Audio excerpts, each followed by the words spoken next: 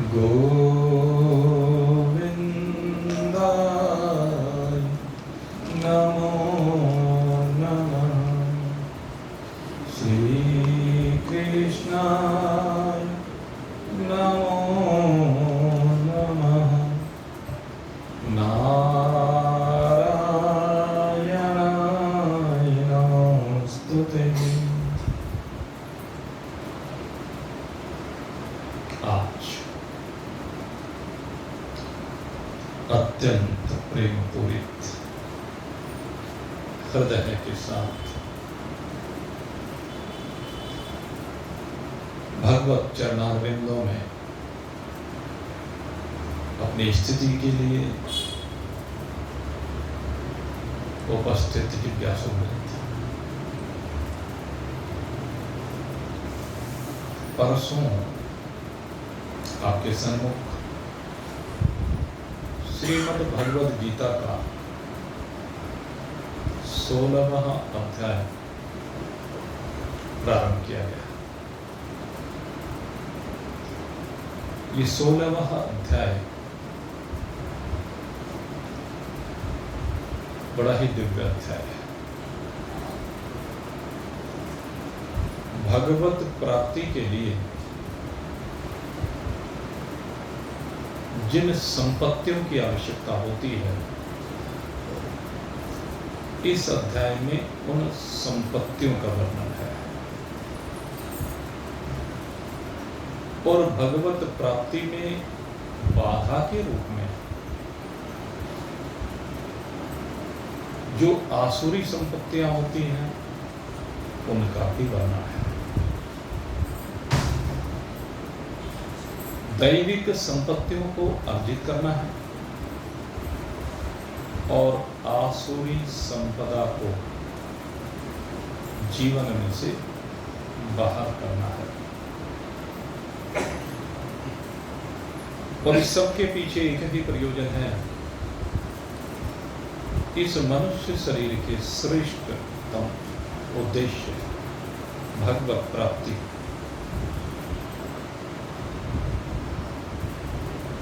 भगवत प्राप्ति अगर जीवन में हो गई, तब तो इस शरीर का उपयोग हो गया। अगर इस शरीर के रहते रहते भगवत प्राप्ति नहीं कर पाए, तो बहुत बड़ी हानि हो गई है।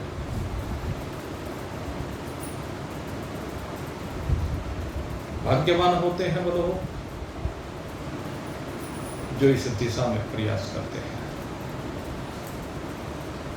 अधिकांश जीव तो इस मनुष्य शरीर में बैठकर यात्रा करते हुए भी केवल संसार का अर्जन करने के लिए इस जीवन की यात्रा को झोंक डालते हैं, लेकिन आखिर में परिणाम जीरो निकलता है। क्योंकि संसार की संपत्ति का संग्रह यहां से साथ में से कुछ जाना है नहीं।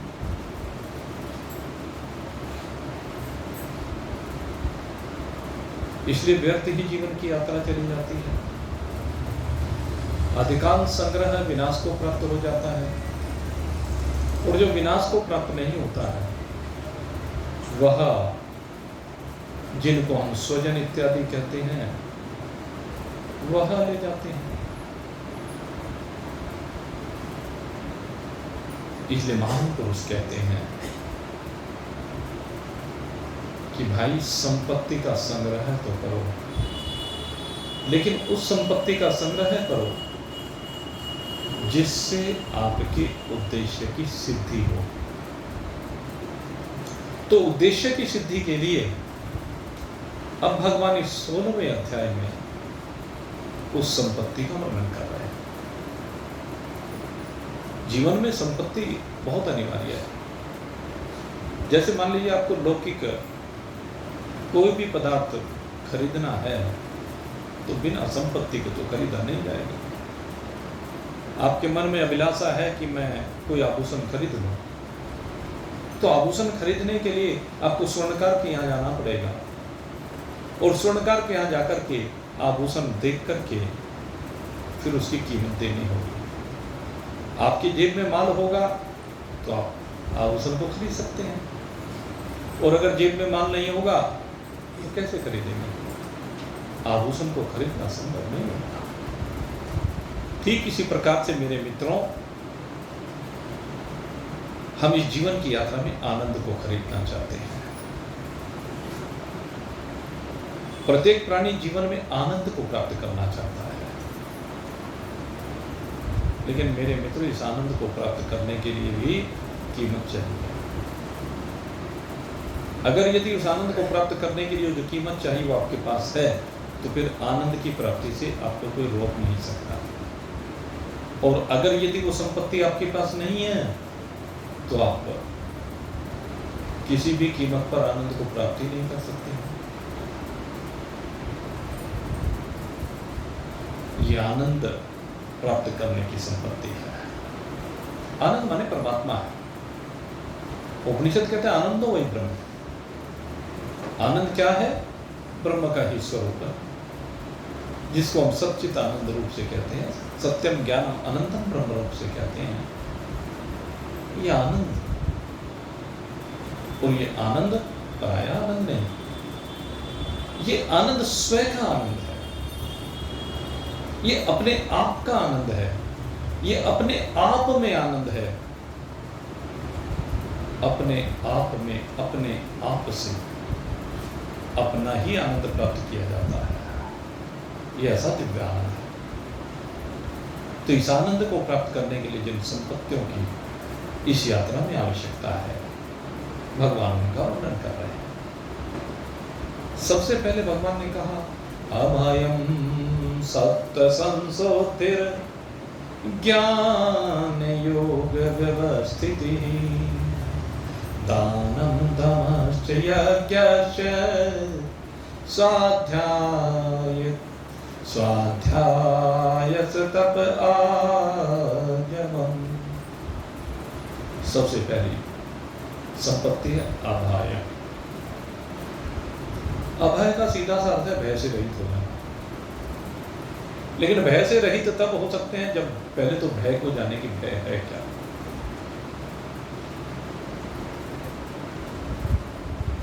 सांसारिक दृष्टि से तो क्या होता है,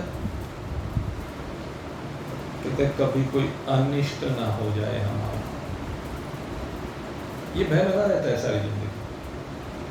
अपना अनिष्ट होने का जो भय होता है वो रोज लगा रहता है। किसी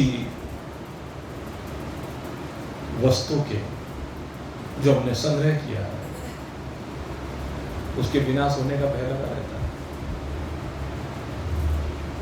बहुत प्रकार से जीवन पर्यंत हम भयभीत रहते हैं। उन सबसे मुक्त होना, तो पहले समझना पड़ेगा कि भय किस किस चीज से लगता है। कुछ बाहर वाली वस्तुओं से भय है, कुछ इस शरीर के अंदर से भय है, कुछ इस शरीर से भय है। बाहर से क्या भय है, परसों चर्चा करते हुए आपको बताया। बाहर से भय, मान लीजिए कोई चोर है, लुटेरा है, डाकू है,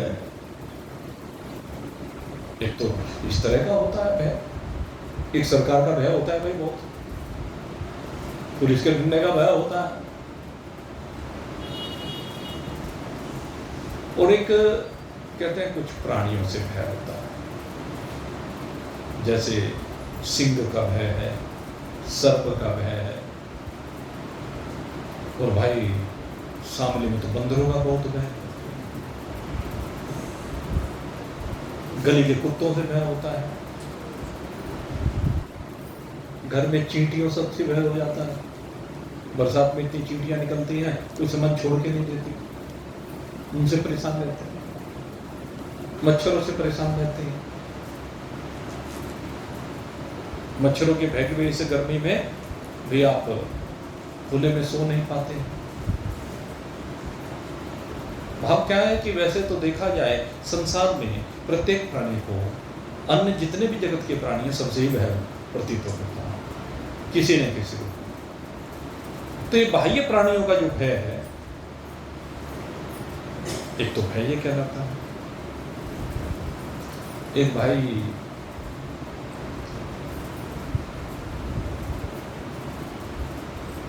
अंदर के भय होते हैं। अंदर के भय क्या होते हैं? किसी दायित्व का निर्वहन न करने का दायित्व होते हैं। इस मनुष्य शरीर में अपने अपने वर्ण के अनुसार, आश्रम के अनुसार, अपनी जाति के अनुसार, परंपराओं के अनुसार बहुत से दायित्व निश्चित किए गए, लेकिन उन दायित्वों का समय पर निर्वहन किसी कारणवश न कर पाना या जानबूझ के न कर पाना, कहीं मजबूरी है और कहीं जानबूझ के लालच हो जाता है। उनके कारण दायित्वों से व्यक्ति पीछे हटने लगता है, क्योंकि लालच भी दायित्वों से पीछे लेकर के जाता है। तो उससे क्या होता है कि समाज में नीचा देखना पड़ेगा, इस बात का भय बना रहता है व्यक्ति को। और बहुत सी बातें हैं समय समय पर जो हमें भयभीत करती रहती हैं, लेकिन सबसे जरूरी जो है, जो भय हमें प्रतीत होना चाहिए, उसकी चर्चा करते हुए भगवान कहते हैं कि पाप से भय होना चाहिए, अन्याय से भय होना चाहिए। जीवन में मन से, वाणी से, शरीर से शास्त्र विरुद्ध कोई कार्य ना हो, क्योंकि शास्त्र विरुद्ध जो भी कार्य होता है वही पाप कहलाता है, और पाप नरक में लेकर के जाता है। इसलिए पाप का जो भय है धर्मात्माओं को सबसे ज्यादा होता है। दुष्टों को क्या भय है? जो दुष्ट प्रकृति के व्यक्ति होते हैं उनको तो भय होता ही नहीं है, उनका तो काम ही यही है। दुष्ट प्रकृति के लोगों का काम यही है, लेकिन जो महान पुरुष होते हैं, संत प्रकृति के लोग होते हैं, सत्संगी होते हैं, भक्त होते हैं भगवान के, उनको सदा भय बना रहता है। मेरे से कोई अनिष्ट ना हो जाए, कोई अनर्थ ना हो जाए, कोई पाप ना हो जाए, कोई हिंसा ना हो जाए, किसी का जी ना दुखाया जाए। उसके मन पे भाव होता है, इसे सदा भय लगा रहता है उसको। तो धर्मात्मा को भी भय है और दुष्ट पापी को भी भय है। रावण की बात देखो, रावण कैसा प्राणी है? राक्षस है, दुष्ट है, पापी है, उससे सब भयभीत हैं। यहां इस संसार में रहने वाले जितने भी लोग हैं वो परेशान रहते हैं, जितने जंगलों में रहने वाले संत महात्मा ऋषि वो परेशान रहते हैं, जितने ब्राह्मण हैं वो परेशान रहते हैं, और इस लोक की तो बात छोड़ दीजिए, परलोक में जो देवलोक में देवता रहते हैं उन सबको बंदी बना लिया है, सब भयभीत। रावण अत्याचारी है, पापी है, शक्ति का दुरुपयोग करता है। भगवान ने जो शक्तियां दी हैं, इतना तप करने के बाद जो शक्तियां अर्जित की हैं, अरे शक्तियां जो दी जाती हैं वो जनहित के लिए दी जाती हैं। संसार में किसी को भी कोई शक्ति भगवान देता है तो जनहित के लिए देता है, वो दायित्व है। जैसे मान लीजिए डीएम साहब हैं, उनको जो शक्ति दी है किस लिए दी है? कि जिले की व्यवस्था को ठीक प्रकार से रखें, सब शांति चैन के साथ अपने जीवन को व्यतीत करें, सबको आनंद की प्राप्ति हो। डीएम का दायित्व ये है, एसपी का दायित्व ये है। अब चिंतन करके देखिए, जितने भी अधिकारी, जितने सरकारी कर्मचारी, वो क्या है? व्यवस्थाओं को बनाने के लिए हैं। लेकिन आज सबसे ज्यादा अगर व्यवस्थाएं बिगाड़ रखी तो इन्होंने बिगाड़ रखी। आम व्यक्ति ने व्यवस्थाएं इतनी खराब नहीं कर रखी हैं, व्यवस्थाएं इन लोगों ने खराब कर रखी है। यही कलयुग का लक्षण है। आप कहीं भी सरकारी कार्यालय में किसी में भी जाइए, छोटे से छोटा काम, फीस चाहे उसकी 10 रुपया हो, लेकिन 10 रुपए की फीस वाला काम 10 चक्कर काटने पर अगर यदि आपका हो जाए तो आदमी शुक्र मनाता है। जिन लोगों की प्रकृति है, आज कोई भी सर्टिफिकेट आपको बनवाना हो, क्योंकि सर्टिफिकेट की बहुत आवश्यकताएं हो गई हैं, कभी कोई किसी प्रकार का, कभी किसी प्रकार का, लेकिन ये जो अधिकारी लोग बैठे हैं कोई सर्टिफिकेट बना के नहीं देते। जो दायित्व उनको दिया है उसका निर्वहन करते ही नहीं। आपको आधार कार्ड बनवाना है, धक्के खाते फिर रहे हैं लोग। बैंकों में सुबह 5-5 बजे जाकर के लाइन में लग जाते हैं, पता चला है कि जहाँ परमिशन दे रखी है 20 आधार कार्ड पूरे दिन में बनाए, 200 आदमी लाइन में लगे हुए हैं। हर जगह ये स्थिति है। ये व्यवस्थाओं की कमी है, व्यवस्थाएं बना नहीं रहे हैं भाई। अगर ये 200 आदमी लाइन में लगे हुए हैं तो आप 20 की व्यवस्था क्यों कर रहे हो? 10 आदमी की व्यवस्था करो। लेकिन नहीं, परेशान करना है तो भाई इन अधिकारियों से बहुत भय रहता है। सब ये चाहते हैं कि भगवान बस इनसे बचाए। जिनको अभय प्रदान करने के लिए नियुक्त किया गया है, जनता कहती भगवान इनसे बचाए। ये कलयुग का लक्षण है, ये पाप है, इसी को पाप की श्रेणी में रखा गया। इन सबसे भाई बच के चलना है। खैर चलिए, रावण की मैं बात कर रहा था। रावण जैसा शक्तिशाली, जिससे सब परेशान हैं, उसी के जीवन का दूसरा पहलू उठा करके देखिए। रावण जिस समय माता सीता का हरण करने के लिए जाता है, उस समय की परिस्थिति को देखिए। जिससे इस लोक के प्राणी व्यतीत हैं, जिससे परलोक के प्राणी व्यतीत हैं, वही रावण जब सीता जी का हरण करने के लिए जाता है तो सीता जी का हरण करने के लिए वेश बदल करके जाता है, रावण के वेश में नहीं जाता है।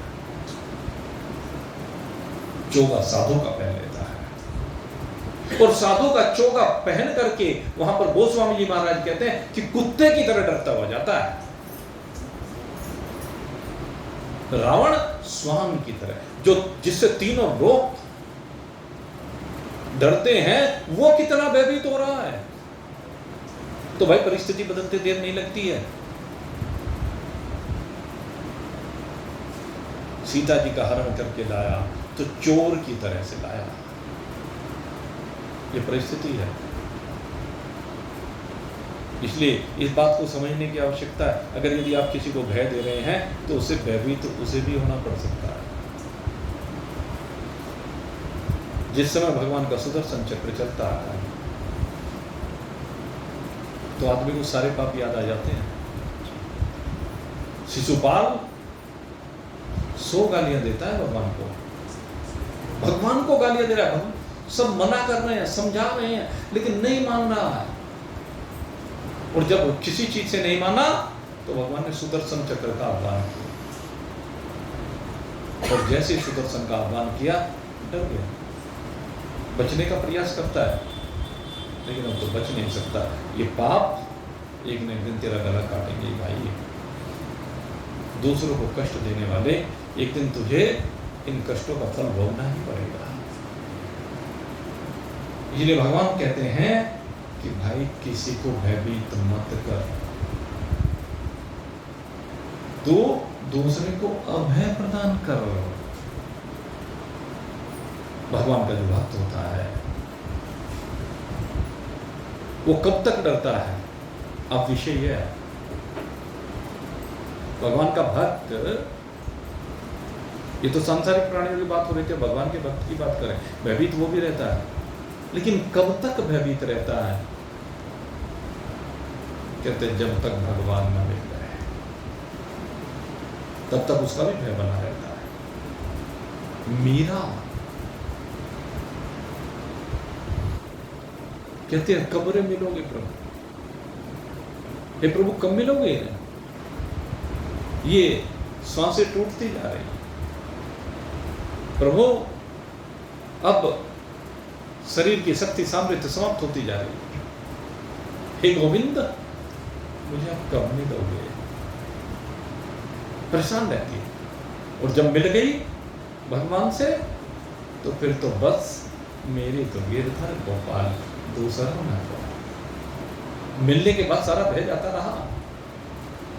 ज्ञान योग की अगर यदि मैं चर्चा करूं तो ज्ञान योग में जैसे ही अपने आप को जान लिया जाता है तो सब कुछ को जान लिया जाता है, और जब सब कुछ को अपने आप से जान लिया जाता है, अपने आप में जान लिया जाता है, अपने से विलग अनुभव नहीं किया जाता है, तो उस समय अभय हो जाता है। इस अभय की बात यहाँ कर रहे हैं, क्योंकि पुरुषोत्तम योग जो पिछला अध्याय हुआ उसमें इसी बात की चर्चा थी। वास्तविक अभय क्या है?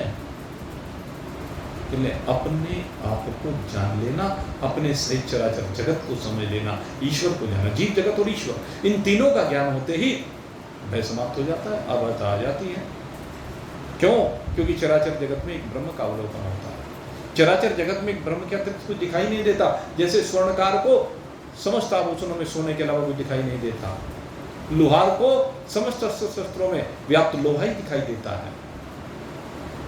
जैसे जुलाहे को सारे वस्त्रों में एक सूत ही दिखाई देता है, उसी प्रकार से जिसको अपने स्वरूप का बोध हो जाता है उसे चराचर जगत में परमात्मा ही दिखाई देता है। और जिसे चराचर जगत में एक परमात्मा दिखाई देता है वो किससे भय माने? किसका भय? किसको भय? जब चराचर जगत में परमात्मा के अलावा कुछ है ही नहीं तो फिर भय नाम की चीज रहती ही नहीं भाई। भय रहता ही तभी तक है जब तक परमात्मा दर्शन नहीं हुआ, जब तक अपने स्वरूप का बोध नहीं हुआ, जब तक शरीर भाव से अलग निकले नहीं, जब तक ज्ञानेंद्रिय कर्मेंद्रिय प्राण अंतःकरण की सीमा में आप फंसे रहते हैं, तब तक अभयता आ ही नहीं सकती है। इसलिए इन ज्ञानेंद्रिय कर्मेंद्रिय प्राण अंतःकरण की सीमा से बाहर निकलना पड़ेगा, इस स्वभाव की सीमा से बाहर निकलना पड़ेगा। जो जन्म जन्मांतर से हमने अपना स्वभाव बना लिया उस स्वभाव को छोड़ना पड़ेगा। काल कर्म स्वभाव गुण घेरा, किरत जीव माया कर प्रेरा। काल के अधीन, कर्म के अधीन, स्वभाव के अधीन जो हमने अपनी यात्रा को छोड़ दिया है। अरे इनके अधीन क्यों होते हो? काल के अधीन यात्रा नहीं होनी चाहिए। तुम कालातीत हो। काल आता है और चला जाता है, समय तो रोज आ रहा है और जा रहा है अपनी हाजिरी लगा करके, लेकिन आप उसको देखने वाले उससे अलग हो, इसलिए उससे भयभीत क्यों होते हो? जहां तक बात कर्मों की है, कर्म आप में तब तक है जब तक आपने संग किया हुआ, जब तक आपकी अभिलाषाएं बनी हुई हैं, जब तक संग्रह की प्रवृत्ति बनी हुई है, तब तक कर्म है। और जब आप निरीक्षण हो जाए फिर तो प्रकृति के गुण ही अपने आप कर्म को करते हैं। ये जीव कर्मों के बंधन से विनिर्मुक्त हो जाता है, कर्मों के बंधन में फंसता नहीं है। असंगता लाने की आवश्यकता है जीवन में। जिस कर्म से चिपक जाओगे वही फलदायी होगा, और जिस कर्म से नहीं चिपकोगे वहां असंग हो जाओगे तो उसका फल भी नहीं होगा। जितने महान पुरुष होते हैं वो केवल लोक संग्रह के लिए वहां पर कर्म होते रहते हैं, लेकिन उनके कर्म फल उत्पन्न करने वाले नहीं होते। कर्म उनके फल उत्पन्न करने वाले होते हैं जिनकी भावना सकाम होती है, जिन्हें किसी से कुछ चाहिए। चिंतन करें। कर्म प्रधान विश्व कर राखा, जो जैसे करहि सो तत् फल चाखा। जैसा जैसा कर्म जो व्यक्ति करता है वैसा वैसा फल उसको मिलता है। लेकिन जब कर्मों में असंगता हो जाएगी तो ये कर्म अकर्म हो जाएंगे, और जब अकर्म हो जाएंगे तो फिर भाई फल होता ही नहीं। इस कर्मों के बंधन से निकलने का तरीका ये असंगता असंग शस्त्रेण दृढ़ेन छित्त्वा। भगवान यही कह रहे हैं, असंगता का शस्त्र हाथ में लो और इन कर्मों का छेदन कर डालो। आपका न कर्म करने से संबंध है न फिर फल भोगने से संबंध है। क्रियामान कर्म असंगता से दूर हो जाते हैं, प्रारब्ध भोग करके निवृत्त हो जाता है, संचित ज्ञान की अग्नि में जल करके भस्म हो जाता है। इस प्रकार से कर्मों से छुट्टी पाई जाती है। और सबसे बड़ी बात आगे कही, काल कर्म स्वभाव। ये जो जन्म जन्मांतर की पड़ी हुई आदतें हैं, जन्म जन्मांतर से बना हुआ स्वभाव है। और स्वभाव, खाने का स्वभाव, पहनने का स्वभाव, चलने का स्वभाव, लेने का स्वभाव, देने का स्वभाव। इस बात को भगवान आगे कहने जा रहे हैं। जो दूसरा स्टेप में सत्व संशुद्धि कहते हैं, सब में शुद्धिकरण की आवश्यकता है। आपको सर्वत्र शुद्धि की आवश्यकता है। ये संस्कारों की शुद्धि, ये स्वभाव की शुद्धि, ये गुणों की शुद्धि, इन गुणों के कारण से जो मलिनता हमने अपने कर्मों में ला रखी है उसमें शुद्ध होना पड़ेगा। सबसे पहले अपने खान पान को शुद्ध करना पड़ेगा। अगर यदि जीवन में खान पान शुद्ध नहीं है तो अंदर मैल भरता ही जाएगा, गंदगी भरती ही जाएगी, कीचड़ होता चला जाएगा। और जब कीचड़ सारी जिंदगी में भरोगे इस हृदय के अंदर तो आखिर क्या होगा? कीचड़ में तो भाई काले काले हो जाओगे, सीधी सी बात है। कीचड़ का काम तो यही है, काला करना है, दलदल बनाया जाएगा, दलदल में धंस जाओगे, फंस जाओगे, मर जाओगे, सीधी सी बात है। इस दलदल से बाहर निकलना पड़ेगा और इस दलदल से बाहर निकलने का उपाय मेरे मित्रों असंगता के अलावा और कुछ नहीं है। इसलिए खाने की आदतों को सुधारो, पहनने की आदतों को सुधारो, चलने की आदतों को सुधारो और सबसे बड़ी बात मैं कहता हूँ अपने व्यवहार को सुधारो। आप जिस भी कर्म को करते हैं, शरीर से भगवान ने जो भी दायित्व करने के लिए दिया है आपको, उन कर्मों को सुधार करने की आवश्यकता है। उनमें से छल कपट हेरा फेरी को दूर करना है। गोस्वामी जी महाराज ने जो बात कही है, निर्मल मन जन सो मोहि पावा, मोह कपट छल।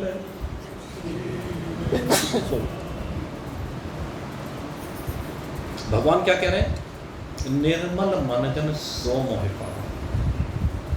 भाई सबसे जरूरी मन को निर्मल बनाने की है आवश्यकता, इससे ज्यादा कोई आवश्यकता नहीं है। जिसने भी अपने मन को निर्मल बना लिया, सत्व संशुद्धि इसी को कहते हैं।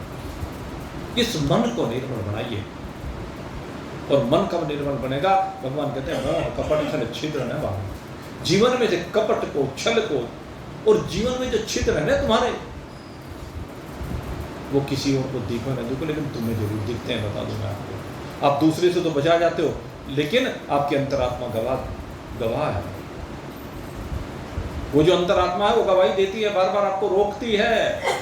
अपनी कमियां एकदम व्यक्ति को कर्म करते हुए पता चल जाता है कि मेरे से ये गलती हो गई है, और अगर यदि उसका निवारण नहीं किया, उसका प्रायश्चित नहीं किया तो पाप बन जाता है। अगर प्रायश्चित कर लिया तो उस पाप से निवृत्ति हो जाती है। इसलिए मेरे मित्रों, सुधारो, कपट को दूर करो, छल को दूर करो, इन छिद्रों को भरो। ये जन्म जन्मांतर की पड़ी हुई जो आदतें हैं, इन आदतों को सुधारो। यदि छूट के नहीं देता तो छोड़ना नहीं चाहता, छूट जाएगा। अगर छोड़ना चाहेगा तो छूट जाएगा। एक व्यक्ति आज मेरे संपर्क में आया, वो 3-4 साल से बीमार चल रहा है, बार बार बुखार हो जाता है, बार बार डॉक्टर को दिखाता है, दवाइयाँ। तो उसका 1-1.5 साल पहले एक ऑपरेशन भी कराना पड़ा उसको। वो ऑपरेशन भी हो गया, कहने लगे इसकी वजह से शायद गड़बड़, लेकिन उसके बाद भी उसका बुखार तो नहीं होके दे रहा। आज फिर आया मेरे पास, रिपोर्ट भी ठीक आई है जी। मैंने कहा ये ठीक होगा नहीं। कहने जी क्यों? मैंने कहा इस तेरी बीमारी का कारण तेरा एक गुटखा है, ये तो छुटके नहीं देता। बस ठीक है, जब ये छुटके नहीं देता तेरा बुखार भी छुटके नहीं देगा। तेरी इस बीमारी का कारण ये है, ये जहर खा रहा है तू। तेरे शरीर में अब इतनी सामर्थ्य नहीं कि इसको पचा सके। ये जो गुटखे का जहर है ये बड़ा भयंकर है भाई। अजी बस एक खाया करूंगा। मैंने कहा जहर तो भाई तू 1 घूंट पी ले या 100 घूंट पी ले, जहर तो जहर ही है। 1 घूंट भी पिएगा वो भी जहर, 1 बूंद भी पिएगा वो भी जहर। जहर तो जहर है। प्याज को काटोगे तो आंख में से पानी आएगा ही भाई। रुलाता है प्याज, तो क्या जरूरत है? रोना चाहते हो तो काट लो भाई, और अगर नहीं रोना चाहते तो मत काटो। जिस चीज का हमें पता है कि इससे कष्ट होगा शरीर को, तो उस काम को क्यों करते हो? कौन से शराब पीने वाले को ये पता नहीं है कि शराब के पीने से नशा होगा और नशा पी के मैं बेसुध हो जाऊंगा और हो सकता है कि नाली में पड़ना पड़े? क्या उसको पता नहीं है? वो रोज देखता नहीं है शराबियों को, फिर भी छोड़ता नहीं है। कितना धर्म कर लीजिए, लेकिन अगर यदि कीचड़ जितना निकाल रहे हो धर्म करके और फिर दोबारा से ये नशे करके फिर से अपने अंदर डाल लेते हो, तो ये कीचड़ क्या है? क्या फायदा हुआ? जितना निकाला उससे ज्यादा डाल दिया, कीचड़ समाप्त कैसे हुआ? हो ही नहीं सकता। भगवान कहते हैं सत्व संशुद्धि, शुद्ध करो, अपना संस्कार करो। संस्कार का मतलब है शुद्धिकरण। 16 संस्कार हमारे शास्त्रों में कहे गए हैं, इन 16 संस्कारों के द्वारा शुद्धिकरण ही तो होता है। अपनी मानसिकताओं का शुद्धिकरण करो, जो तरह तरह की आदतें पड़ी हुई है उन आदतों को सुधारो। उन आदतों में परिवर्तन करोगे तभी काम चलेगा। और जो आदत हमारी बनी हुई है अजी छूट के नहीं देती। एक बात सुन ले बेटा,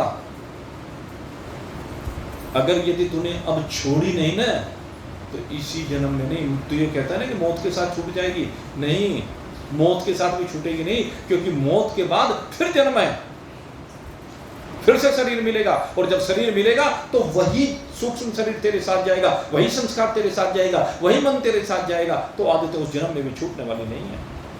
और इसका सबसे बड़ा प्रमाण है, किसी के घर में कोई भी बालक आता है, उसके स्वभाव को देखिए। जो चीजें आपने सिखाई नहीं है वो स्वयं से अपने आप करता है। बहुत सी चीजें कैसे करता है? क्योंकि वो पूर्व के संस्कारों को साथ में लेकर के आए। सबकी आदतें अलग अलग है। एक ही माता पिता की संतानों को देखिए, सबके स्वभाव अलग अलग है, जबकि उनकी परवरिश एक जैसी की गई है, उनको एक जैसे संस्कार दिए गए, एक जैसा खान पान दिया गया, सारा परिवेश एक जैसा रहा है। लेकिन उसके बावजूद भी सारों में भेद है, सारों के कर्मों में भिन्नता है, सारों के व्यवहार में भिन्नता है और सारों के भोगों में भिन्नता है। उसके पीछे कारण ये भाई, ये जन्म जन्मांतर तक पिंड नहीं छोड़ते। न जाने कितने जन्मों से ये चीज चली आ रही है। आपको इन चीजों से बाहर निकलना होगा, इनकी सीमाओं से बाहर निकलना होगा। अगर यदि इनकी सीमाओं से बाहर निकल गए तब तो ठीक है, इस शरीर का मिलना सार्थक हो गया। अगर नहीं, आप इनकी सीमाओं से बाहर निकले तो भाई फंसे ही रहोगे, शुद्धिकरण हो नहीं सकता। शुद्धिकरण करने के लिए आपको आगे आना पड़ेगा, स्वयं आना पड़ेगा। जब तक आप स्वयं आगे नहीं आओगे अपने शुद्धिकरण करने के लिए, कोई दूसरा नहीं कर सकता। दूसरा उपाय तो बता सकता है, महापुरुष उपाय बता सकते हैं, लेकिन शुद्धिकरण स्वयं ही करना पड़ेगा। और मेरे मित्रों, अगर यदि भला चाहते हो, सुख चाहते हो, आनंद चाहते हो, तो भाई शुद्धिकरण तो कर लो, और आज ही कर लो।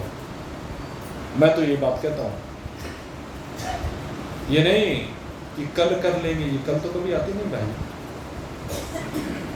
जो कल करना सो आज कर ले, जो आज करना सो अब कर ले। चिड़ियों ने जब चुग खेत लिया, फिर पछतावे क्या होवत है। उठ जाग मुसाफिर भोर भई, अब रैन कहाँ जो सोवत है। जो सोवत है सो खोवत है, जो जागत है सो पावत है। टोक नींद से अखियां खोल जरा, और अपने प्रभु से ध्यान लगा।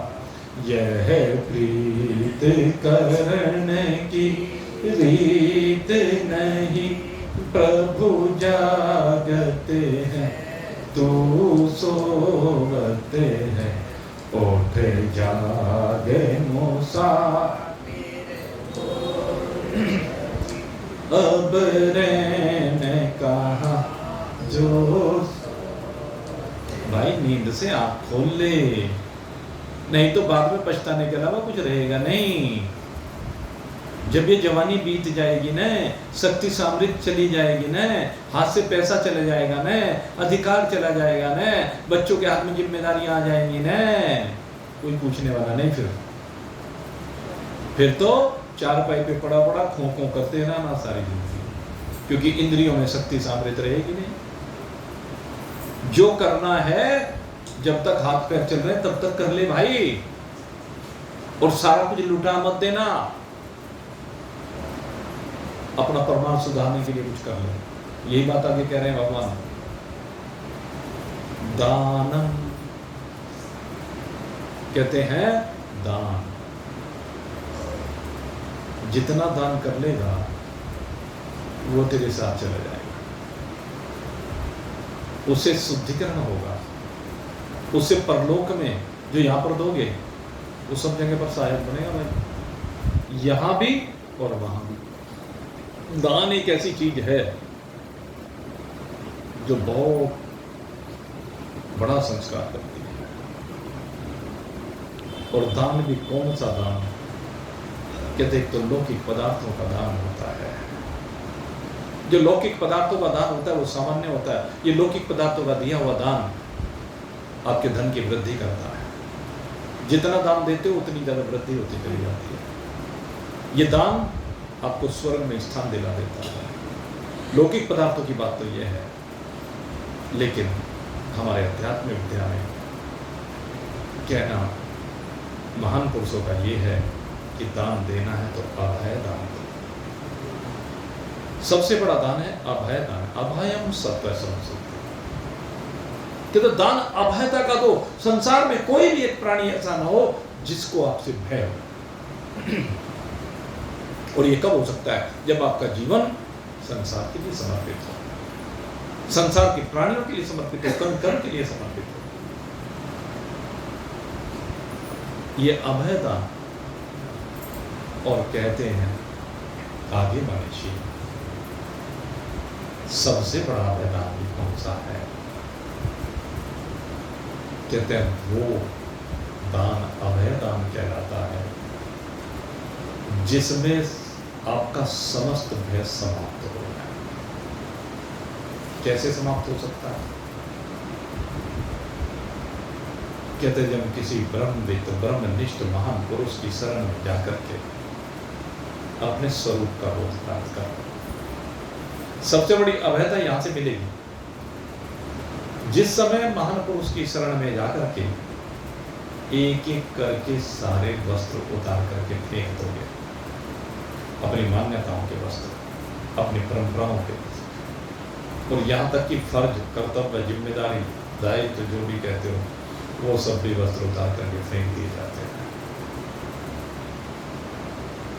जहां पर आकर के इस स्थूल शरीर के वस्त्र को उतार करके फेंक दिया जाता है, जहां पर जाकर के सूक्ष्म शरीर के वस्त्र को उतार करके फेंक दिया जाता है, जहां पर जाकर के अज्ञानता के प्रति इस कारण शरीर के वस्त्र को उतार करके फेंक दिया जाता है।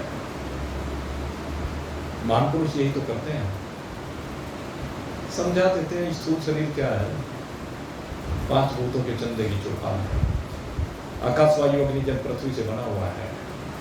सूक्ष्म शरीर क्या है? कहते सूक्ष्म पंचभूतों के चंदे की चौपाल है, जो 5 सूक्ष्म भूतों से बना हुआ है। इसकी व्याख्या 3-4 दिन पहले बहुत विस्तार से कर चुके हैं। और इसके बाद कारण शरीर, सबसे बड़ा आवरण जो उतारना है वो कारण शरीर का आवरण है।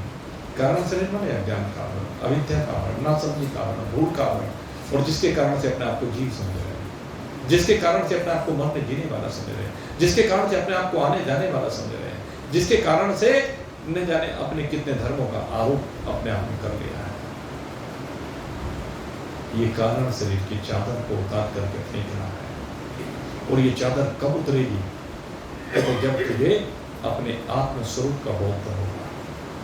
ये आत्मा जो नित्य है, जो व्यापक है, जो अचल है, जो स्थिर है, जो असंग है, जो निराकार है, जो निर्विकार है, जो नित्य है, जो निर्गुण है, जो केवल है, जो चेतन है, जो सत्य है, जो चित्त है, जो आनंद है, जो अखंड है, असंग है, अद्वित है, अव्यय है। ये आत्मा तेरी वास्तविकता है। आत्मा के लक्षणों को जब तू जानेगा तब तो ये समझ में आएगा कि इस चराचर जगत में मैं ही मैं हूं, यहाँ पर गैर का कोई काम नहीं। क्योंकि इन पंचभूतों की और 3 गुणों की चादर को उठा करके जब तू देखेगा तो सर्वत्र एक ब्रह्म दर्शन होगा। ब्रह्म के अतिरिक्त तो कुछ दिखेगा नहीं। ये शरीरों का दिखना ही बंद हो जाएगा, और शरीरों के दिखने के बंद होते ही फिर तुझे परमात्मा के अलावा कुछ नहीं दिखेगा। ये परमात्मा ही हम सबकी वास्तविकता है। ये परमात्मा ही हमारा है, इस परमात्मा के अलावा और वास्तविकता कुछ भी नहीं है। और जो इस ज्ञान को प्रदान करता है, कहते हैं वो सबसे बड़ा दान करता है, क्योंकि ये अभयता का दान है जो आपको बार बार मरने के भय से बाहर निकल देता है। अवधूत दत्तात्रेय जी यहीं से उपदेश प्रारंभ करते हैं। तुम्हारा जी क्या कहते हैं? ईश्वर अनुग्रहतेव पुंसाम अद्वैत वासना महद्भय परित्राण विप्रणाम उपजायते। कहते जो ईश्वर की शरण को चला जाता है, ईश्वर अनुग्रह, ईश्वर की शरण को जाने पर ईश्वर का अनुग्रह हो जाता है, ईश्वर की कृपा हो जाती है। और ईश्वर की कृपा किस रूप में होती है? कहते किसी महान पुरुष से इसकी मुलाकात करा देते हैं। राम जी की सबसे बड़ी कृपा यही है कि किसी महान पुरुष से मुलाकात करा देते हैं। और उस महान पुरुष से मुलाकात होने के बाद क्या होता है? अद्वैत वासना, कहते दोपने का भेद मिट जाता है, द्वैत मिट जाता है। द्वैत मिट करके केवल एक ब्रह्म मात्र शेष रह जाता है। कहते जब एक ब्रह्म मात्र शेष रह जाता तब क्या होता है? महत् भय परित्राण, कहते जो सबसे महान भय है, सबसे महान, महान माने सबसे बड़ा। आप चिंतन करके देखिए सबको सबसे बड़ा भय कौन सा होता है? अपने आप में मरने की कल्पना। मरने का भय व्यक्ति को सारी जिंदगी लगा रहता है, लेकिन जो इस ब्रह्म ज्ञान की शरण में आ जाता है, कहते हैं महत् भय परित्राण, महान पुरुष उसकी इस महान भय से मुक्ति कर देते हैं, महान भय से बाहर निकाल देते हैं। कहते तेरे को मरना है ही नहीं, उसकी मरने की कल्पना को महान पुरुष समाप्त कर देते हैं। महत् भय परित्राण विप्रणाम उपजायते। ये महान भय से रक्षा किसकी होती है? कहते जो विप्र होता है। विप्र कौन होता है? जो ब्रह्म जानासीति ब्राह्मण, जो ब्रह्म को जान जाता है वही ब्राह्मण हो जाता है। ब्राह्मण का अर्थ है जो ब्रह्म ज्ञान से संयुक्त हो जाए, जिसमें ब्रह्म के अतिरिक्त तो कुछ रहे ही नहीं। चराचर जगत में एक ब्रह्म विराजमान, उस ब्रह्म की अपने साथ एकता है। आत्मा ब्रह्म रूप से, मेरा ये आत्मा यही ब्रह्म है। तो इस प्रकार से मेरे मित्रों, ये जो ज्ञान है आत्मज्ञान, यही भय से रक्षा करता है।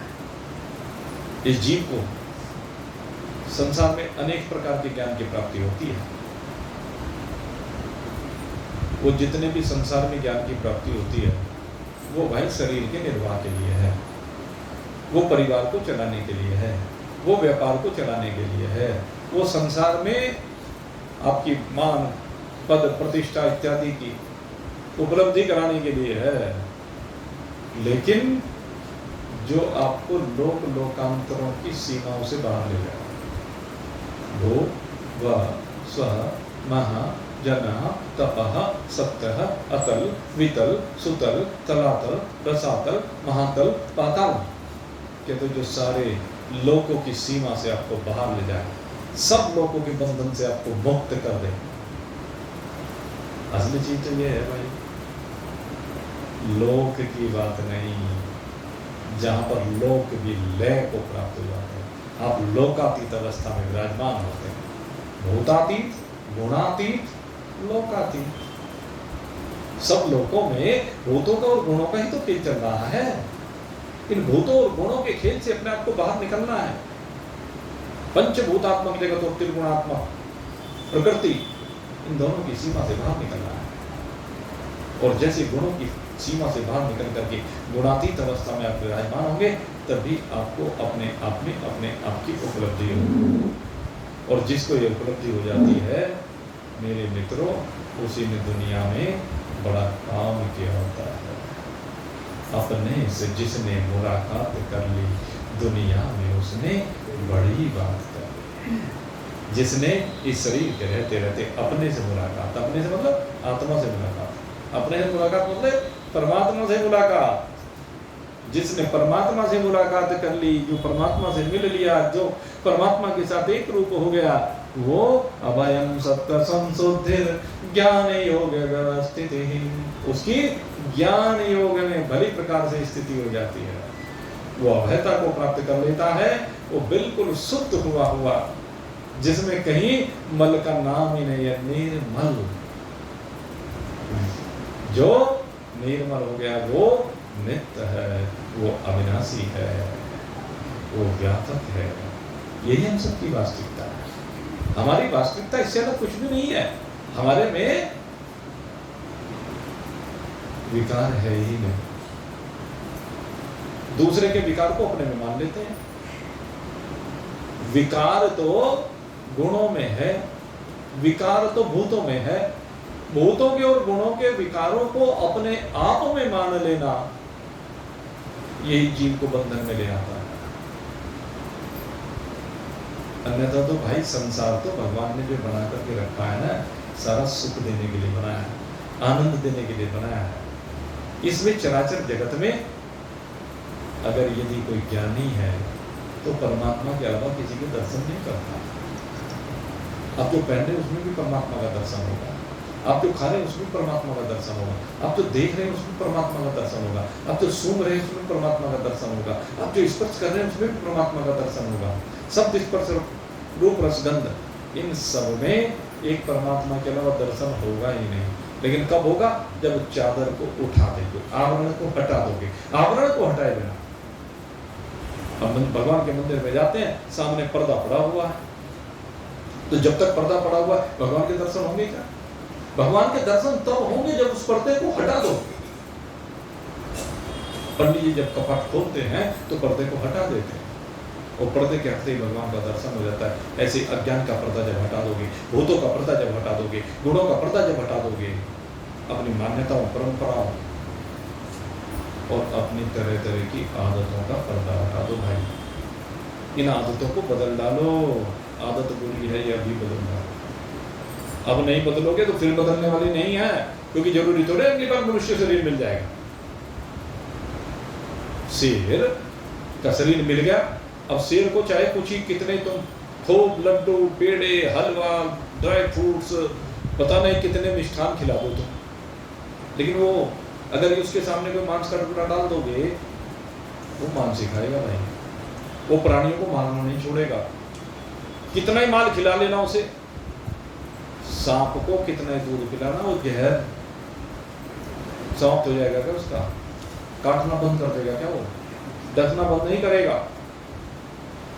उस शरीर में प्रकृति बदल ही नहीं सकती है। प्रकृति को अगर बदलना है तो प्रकृति बदलने के लिए केवल और केवल आपको मनुष्य का शरीर मिला। इसलिए मेरे मित्रों, अपने को बदलिए, अपनी प्रकृति को बदलिए, अपने स्वभाव को बदलिए। और मैं कहता हूं, अपने स्वभाव को कैसा बनाए? मन मना भाव।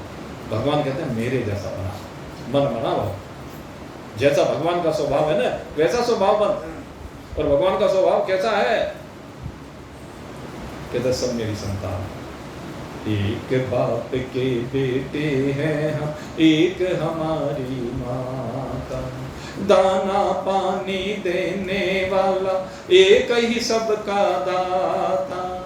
ना जाने किस मूर्ख ने लड़ना हमें सिखाया, मुझ में राम तुझ में राम, सब में राम समाय। सब में राम जी बैठे हुए भाई।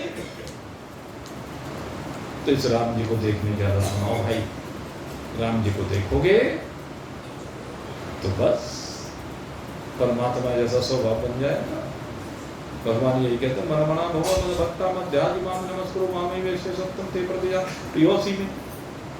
भगवान यही तो कह रहे हैं, तू मुझे सबसे प्रिय है प्रियोसी में।